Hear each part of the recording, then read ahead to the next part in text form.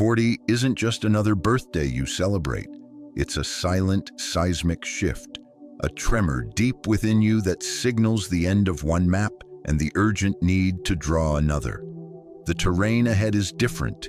Are you navigating with an old compass? That reflection you see? It's not just your face. It's a living report card of every yes you said when you meant no, every dream you deferred for a practical excuse, and every truth you agreed to ignore for the sake of peace. The gap between who you are and who you swore you'd become isn't just a disappointment, it's a debt. And life, after 40, is a relentless collector. The grace period is over. Time stops whispering and starts shouting in your ear. What you postpone, you cancel. What you ignore owns you. This isn't about a midlife crisis. That's a tantrum thrown by the ego.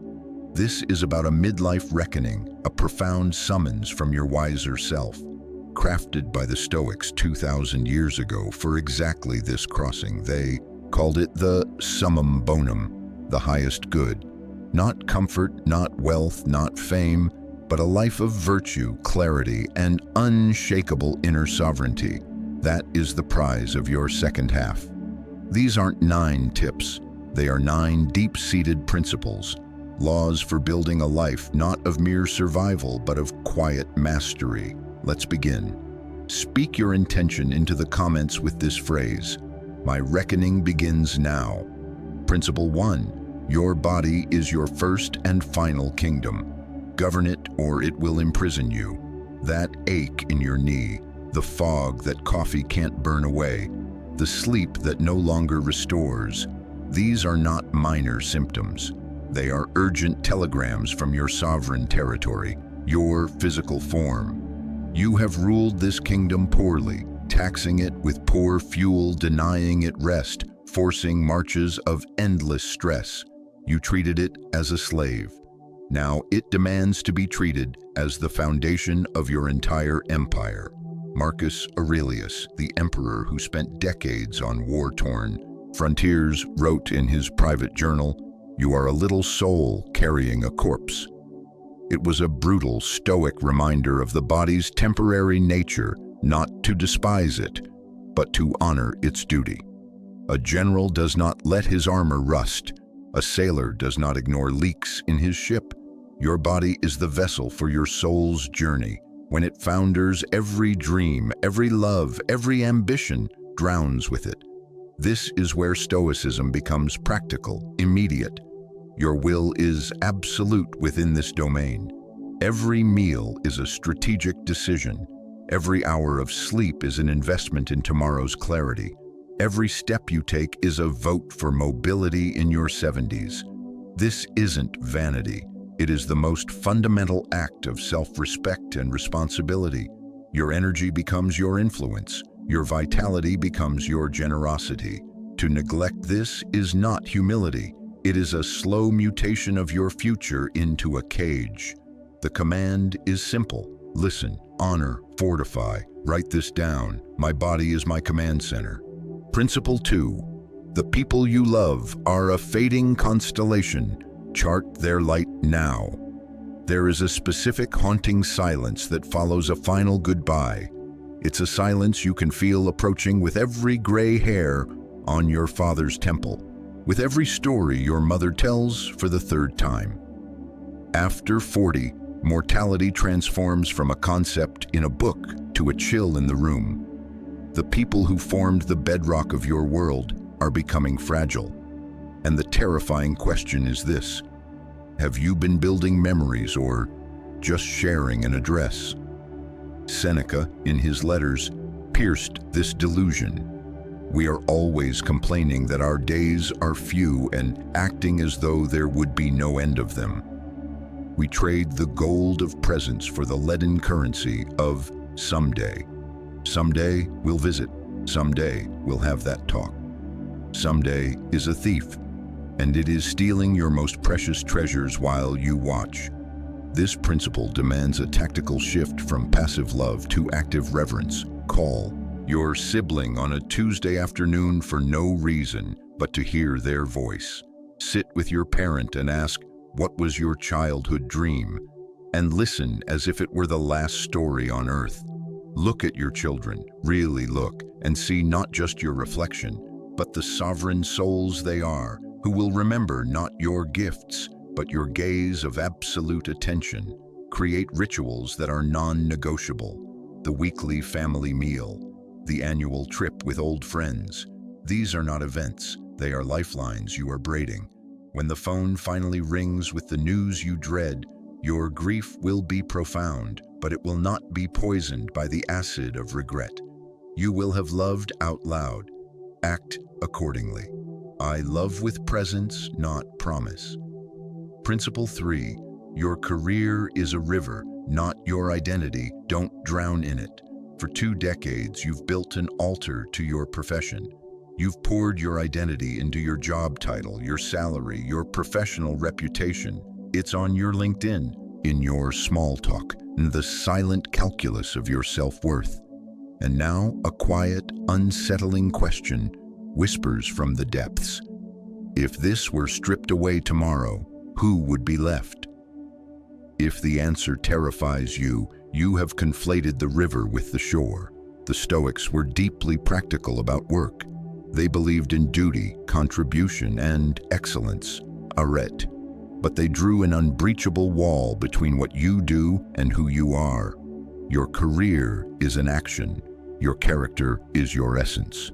Marcus Aurelius, the most powerful man in the world, reminded himself daily, take care that you are not made into a Caesar, that you are not dyed with this dye. Even the purple robe of an emperor was just a costume. When you internalize this, a profound liberation occurs. Your job becomes a tool for expression and service, not a source of validation. You can take the bold risk, speak the unpopular truth, mentor the rising star without feeling threatened. Your worth becomes intrinsic, unassailable. This is the foundation for true courage. Start building your identity portfolio outside of work. Master a craft. Serve a cause. Nurture relationships that have nothing to do with your industry, so that when the winds of change blow, a layoff, an industry shift, a simple change of heart, you are not a leaf torn from a tree. You are the tree, deeply rooted in a soil richer than any resume. My worth is inherent, not earned. Principle 4. Forgiveness is the art of disarming historical landmines. Your past is a war zone you can leave.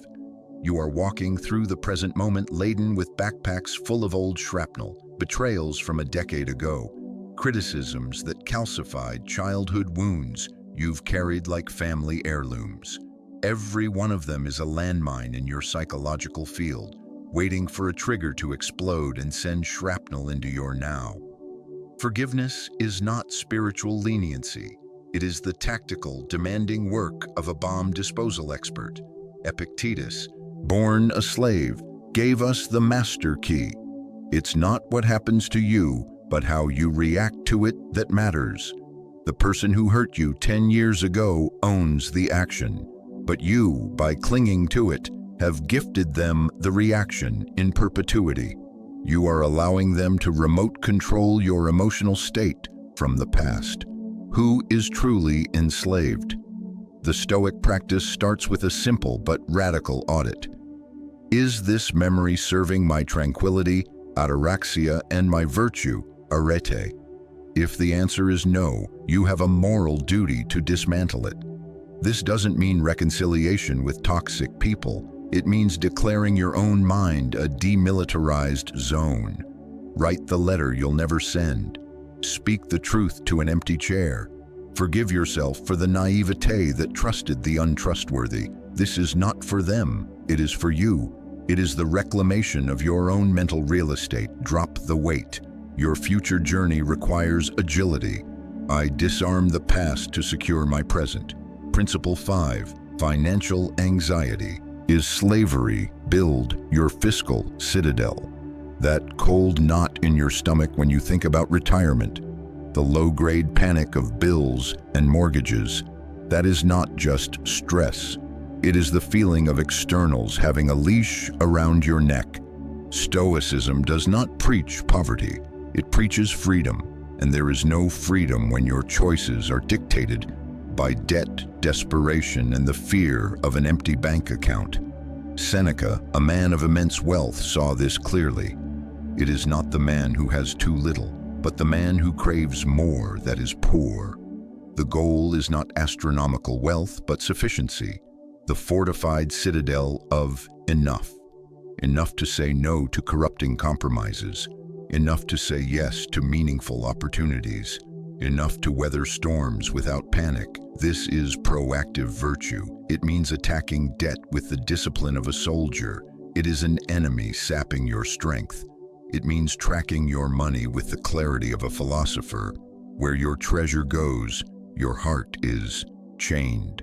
It means being generously frugal, spending lavishly on what aligns with your values, education, health, experiences, and ruthlessly cutting what does not.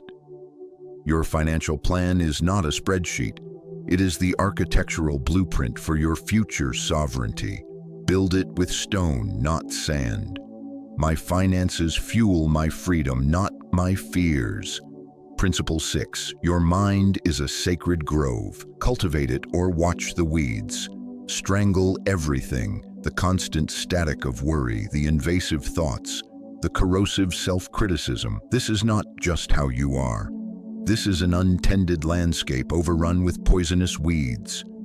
After 40, the mental coping mechanisms of your youth, distraction, denial, intoxication, stop working. The weeds grow thorns. Your mind is your most sacred space, the inner temenos, sacred precinct, where your character is forged, and you have left the gate open to every passing pest. Marcus Aurelius stated it plainly. The happiness of your life depends upon the quality of your thoughts. Your thoughts are the architects of your reality. A mind filled with the rubble of gossip, news cycle rage, and social comparison can only build a prison. The Stoic practice is rigorous gardening. Negative visualization, premeditatio malorum, is not pessimism, it's mental immunization. The dichotomy of control is your weeding tool, relentlessly separating what is yours, your judgments, actions, from what is not, everything else. Daily journaling is tilling the soil. Reading philosophy is planting strong, enduring trees. You must become a fierce guardian of what enters your mind. Unfollow, unsubscribe, walk away.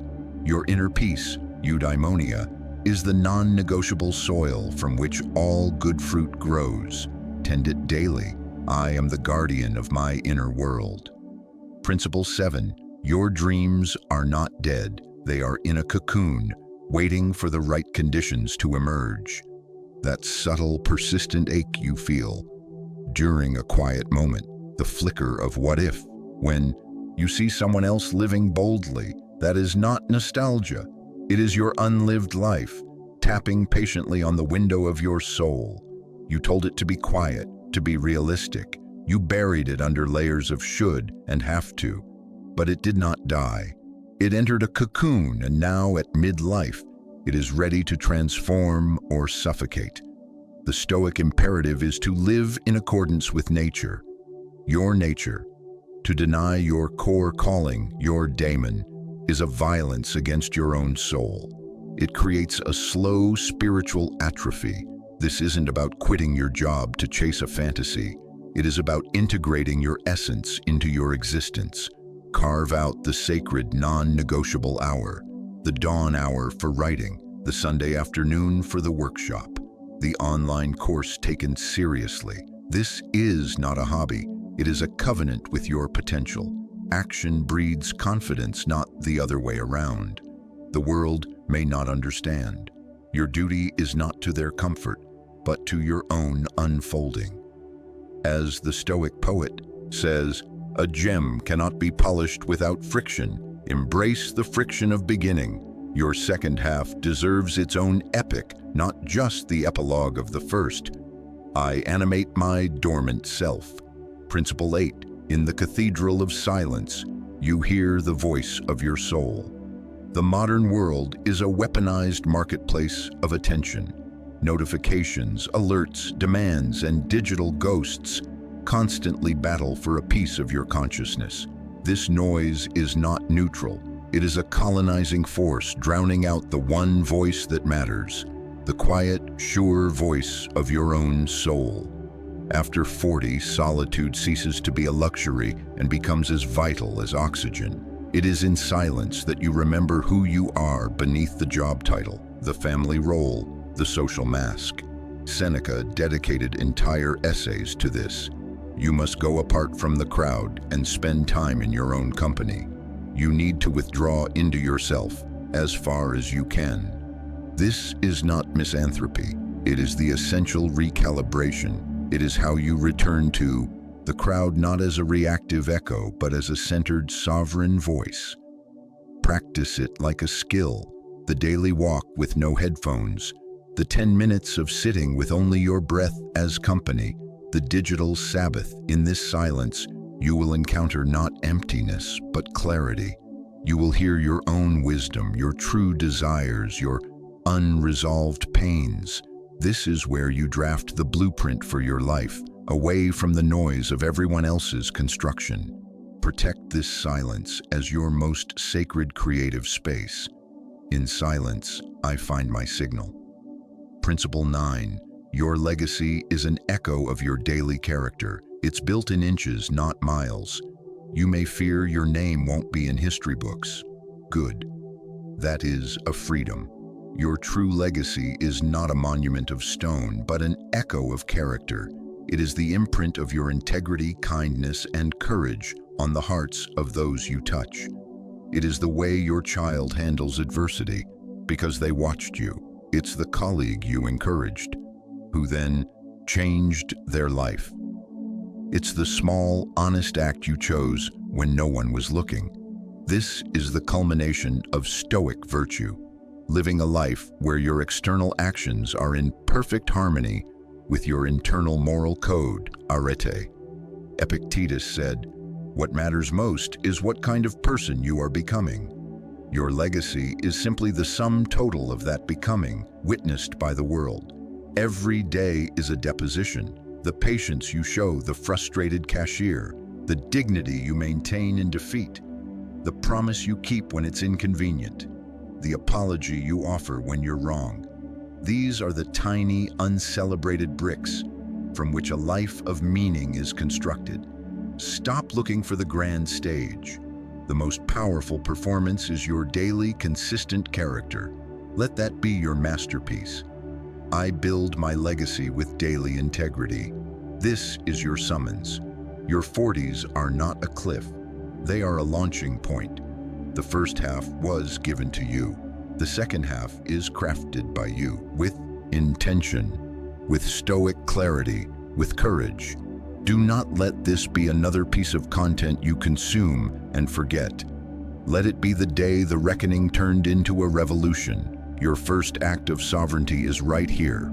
If this resonated with you, please like this video. It signals the algorithm to bring this message to others standing at the same crossroads. Subscribe to Stoic Mindset Mastery. This is our community, a forge for building unbreakable minds. Most importantly, in the comments below, state one of these 9 principles you will activate this week and what your first step will be. Make it public, make it real. The world doesn't need a more discouraged 40-year-old. It needs a wiser, stronger, more sovereign one. That person is you. Now go build your second half.